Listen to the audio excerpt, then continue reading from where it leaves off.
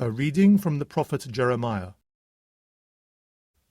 The word of the Lord was addressed to me, saying, Before I formed you in the womb, I knew you. Before you came to birth, I consecrated you. I have appointed you as prophet to the nations. I said, Lord, look, I do not know how to speak. I am a child. But the Lord replied, Do not say, I am a child. Go now to those to whom I send you, and say whatever I command you. Do not be afraid of them, for I am with you to protect you.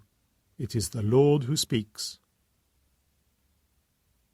Then the Lord put out his hand and touched my mouth, and said to me, There, I am putting my words into your mouth.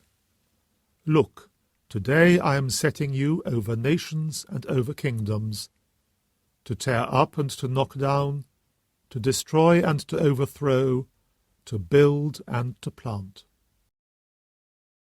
The Word of the Lord. A reading from the first letter of St. Peter.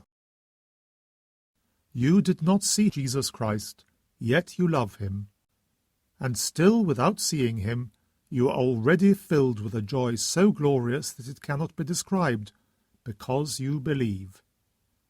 And you are sure of the end to which your faith looks forward, that is, the salvation of your souls. It was this salvation that the prophets were looking and searching so hard for. Their prophecies were about the grace which was to come to you. The Spirit of Christ which was in them foretold the sufferings of Christ and the glories that would come after them, and they tried to find out at what time and in what circumstances all this was to be expected. It was revealed to them that the news they brought of all the things which have now been announced to you, by those who preached to you the good news through the Holy Spirit sent from heaven, was for you, and not for themselves. Even the angels long to catch a glimpse of these things. The Word of the Lord. A reading from the Holy Gospel according to Luke. In the days of King Herod of Judea, there lived a priest called Zechariah, who belonged to the Abijah section of the priesthood, and he had a wife, Elizabeth by name, who was a descendant of Aaron. Both were worthy in the sight of God, and scrupulously observed all the commandments and observances of the Lord. But they were childless. Elizabeth was barren, and they were both getting on in years. Now it was the turn of Zechariah's section to serve, and he was exercising his priestly office before God, when it fell to him by lot, as the ritual custom was, to enter the Lord's sanctuary and burn incense there. And at the hour of incense the whole congregation was outside, praying. Then there appeared to him the angel of the Lord, standing on the right of the altar of incense. The sight disturbed Zechariah, and he was overcome with fear.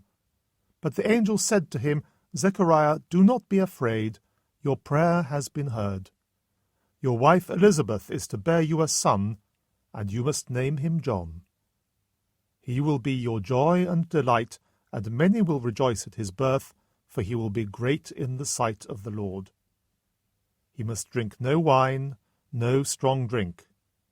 Even from his mother's womb he will be filled with the Holy Spirit, and he will bring back many of the sons of Israel to the Lord their God.